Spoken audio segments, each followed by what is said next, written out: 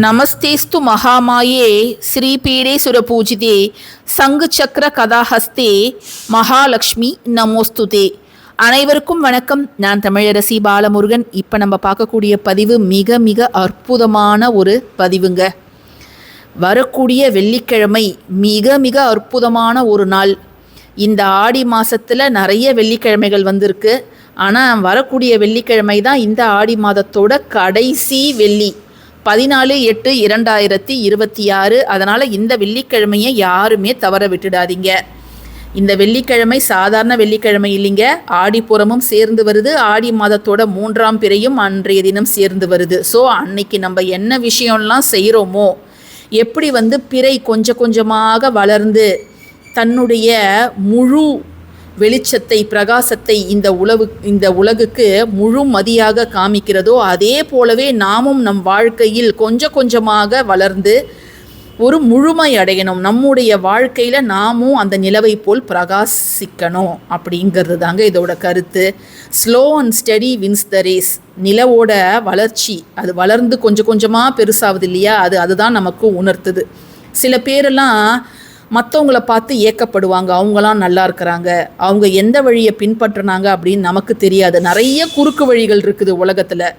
இன்றைக்கி பார்த்தால் வேணால் அவங்கெல்லாம் வெற்றி அடைஞ்ச மாதிரி தெரியும். ஆனால் குறுக்கு வழியில் எவ்வளோ சீக்கிரம் மேலே போகிறாங்களோ அவ்வளோ சீக்கிரம் அவங்க கீழே விழுந்துருவாங்க. நம்ம நேர் வழியில் கொஞ்சம் காலதாமதம் ஆனாலும் நமக்கு கிடைக்கக்கூடிய வெற்றி அப்படிங்கிறது நிலையான வெற்றி, உறுதியான வெற்றி. யாராலையும் அதை அசைக்க முடியாத ஒரு வெற்றி. அதனால் எனக்கு எல்லாமே தள்ளி போது, கொஞ்சம் தடங்களாக இருக்குது, ஏன் எனக்கு மட்டும் இப்படி அப்படிங்கிற மாதிரி நீங்கள் மனம் நொந்து போகாதீங்க. அன்றைய தினம் ஆடிப்பூரம். இந்த உலகத்தை எல்லாம் கட்டி காக்கின்ற அன்னை பராசக்திக்கு நம்ம வளைகாப்பு அன்னைக்கு நடத்துவாங்க. ஸோ நம்ம முடிஞ்சவங்க நம்ம வளையல்லாம் வாங்கி தரலாம். நம்ம வீட்டுக்கு சுமங்கலி பெண்களை அழைத்து அவர்களுக்கு தாம்பூலம் தரும்போது ஒரு டசன் வளையல் வைத்து கொடுக்கலாம். அதே போல் 3ஆம் பிறை அன்றைய தினம் பிறை தரிசனத்தை பார்ப்பவர்கள் அதிர்ஷ்டசாலிகள். ஏன்னா அந்த பிறையை பார்த்து ஓம் சந்திரமௌலீஸ்வராய நமக அப்படிங்கிறத அங்கே வேண்டி நம்ம வாழ்க்கையில் அனைத்து நலங்களையும் வளங்களையும் பெறக்கூடிய ஒரு அற்புதமான நாள். இந்த நாளை நம்ம எக்காரணத்தை கொண்டும் வீணாக்கக்கூடாது. ஒரு மிக அற்புதமான ஒரு வழிபாட்டு முறையை தான் இப்போ நான் உங்ககிட்ட சொல்ல போகிறேன்.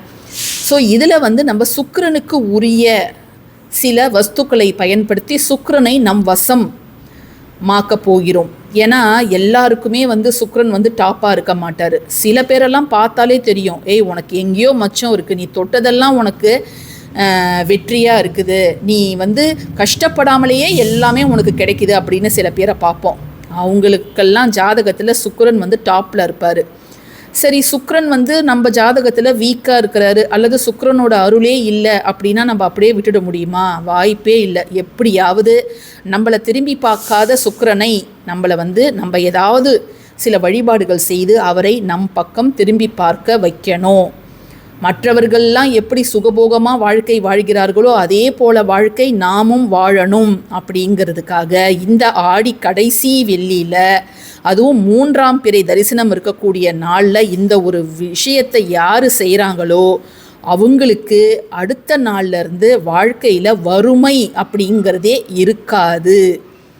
படிப்படியாக அவர்களுடைய வாழ்க்கையில் மாற்றங்கள் நிகழ ஆரம்பிக்கும், பொருளாதார முன்னேற்றங்கள் ஏற்படும், திடீர் அதிர்ஷ்டங்கள் சேரும். இந்த சுக்கிரன் என்பவர் யார்? இவர் அசுரர்களுடைய குரு சுக்ராச்சாரியார்னு அழைக்கிறோம் இல்லையா, அவர் தான் சுக்கிரன். சூரியன்லேருந்து 2வது கோள் தாங்க சுக்கிரன், வீனஸ் அப்படின்னு நம்ம ஆங்கிலத்தில் சொல்லுவோம். இவர் தான் ஒருத்தவங்க வாழ்க்கையில் ஆடம்பரம், செல்வம், செல்வாக்கு, புகழ், கலையுணர்வு, அழகு, கவர்ச்சி இதெல்லாம் இருக்கணும்னா அவங்களுக்கு சுக்கிரனோட அருள் நிறையவே இருக்கணும். கலத்திரக்காரகன் அப்படின்னு இவருக்கு பெயர். திருமணம் மற்றும் மனைவியை குறிக்கக்கூடிய ஒரு ஸ்தானம் தான் இந்த சுக்கிரன். ஸோ ஒருத்தவருக்கு திருமண வாழ்க்கை நல்லா இருக்குது, அவருடைய தாம்பத்தியம் ரொம்ப நல்லா இருக்குது அல்லது காதல் வாழ்க்கை நிறைவாக இருக்குது அப்படின்னாலே அவர் வாழ்க்கையில் வெற்றி பெற்றவர். ஒரு ஆண் வெற்றி அடைவதும் அல்லது வாழ்க்கையில் கீழே போகிறதும் அதற்கு பின்னால் ஒரு பெண் இருக்கிறாங்க அப்படின்னு சொல்கிறாங்கல்ல, அது 100% உண்மைதாங்க. வீட்டில் இருக்கக்கூடிய மனைவி அந்த வீட்டை அனுசரித்து அந்த வீடை வந்து ஒரு கோவிலாக மாற்றினால் அந்த கணவனுக்கு அதை விட பாக்கியம் வேறு எதுவுமே கிடையவே கிடையாது. குடும்பம் நிச்சயமாக அடுத்த கட்ட வளர்ச்சியை நோக்கி போகும். இந்த சுக்கிரனை வரக்கூடிய இந்த கடைசி வெள்ளி வசியம் பண்ணுறதுக்கு நம்ம ஒரு சின்ன முடிச்சு தான் ரெடி பண்ண போகிறோம். இப்போ வாங்க என்னென்ன பொருள் எல்லாம் அதில் வைக்கணும் அப்படிங்கிறத பார்க்கலாம். தயவு செய்து இதற்கு பதில் நாங்கள் என்ன பண்ணுறது, இந்த பொருள் இல்லை நாங்கள் என்ன செய்யறதுன்னு கேட்காதீங்க. தயவு செஞ்சு அதெல்லாம் வாங்கி நீங்கள் பண்ணுங்கங்க. இந்த ஒரு வழிபாட்டை நீங்கள் என்னைக்கு செய்யலாம் அப்படின்னு பார்த்தீங்கன்னா, வெள்ளிக்கிழமை 3 நேரங்களில் சுக்கிரஹோரை வருது. காலையில் 6லேருந்து 7, மதியம் 1லேருந்து 2, திரும்ப இரவு 8 to 9. நீங்கள் எந்த நேரத்தில் வேணாலும் செய்யலாம். உங்களுடைய சௌகரியம் எப்படியோ நீங்கள் அப்படி செய்யுங்க. ஆண்களும் செய்யலாம், பெண்களும் செய்யலாம். ஆனால் சுத்தபத்தமாக இருக்கணும். தயவுசெய்து அன்றைய தினம் அசைவம் சாப்பிடாதீங்க. பெண்கள் தலை குளிப்பது அப்படிங்கிறது நல்லது அன்றைய தினம். இப்போது நம்ம என்ன செய்யணும்னா, இதை மாதிரி வெள்ளை நிற சதுர துணி எடுத்துக்கணும். நான் ஜஸ்ட்டு காட்டன் தான் எடுத்துருக்கிறேன். காடா துணின்னு சொல்லுவாங்கள்ல, அதை தான் நான் எடுத்துருக்கிறேன். ஆனால் இது வைக்கிறது நல்லது கிடையாது. நீங்கள் சில்க் காட்டன்லேயோ இல்லை தூய பட்டு வெண்பட்டு இருக்கும்ல, அது கிடச்சிதுன்னா நீங்கள் வாங்கிக்கோங்க.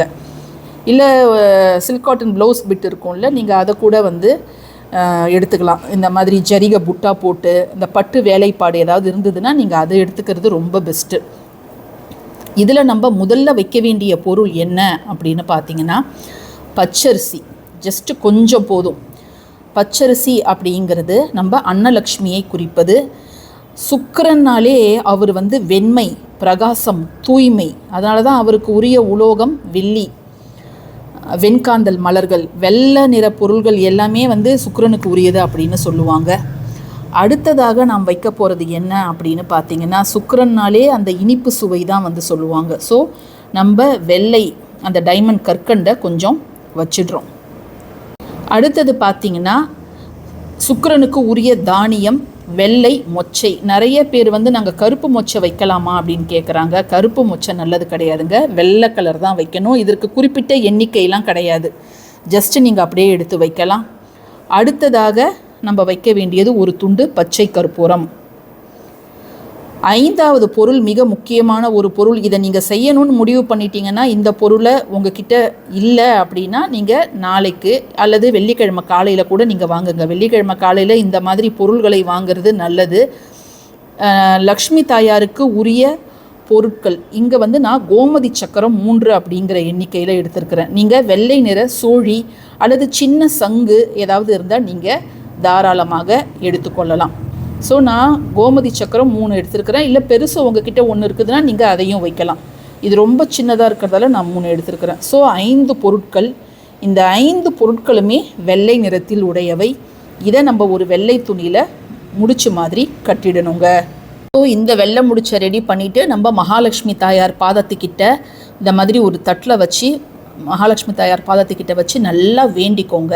வேண்டிக்கிட்டு அந்த சுக்கிரஹோரை நேரத்திலேயே உங்கள் பணப்பெட்டியில் அல்லது நகைப்பெட்டியில், லாக்கரில், கல்லாப்பெட்டியில் எங்கே வேணாலும் இதை வைக்கலாம்.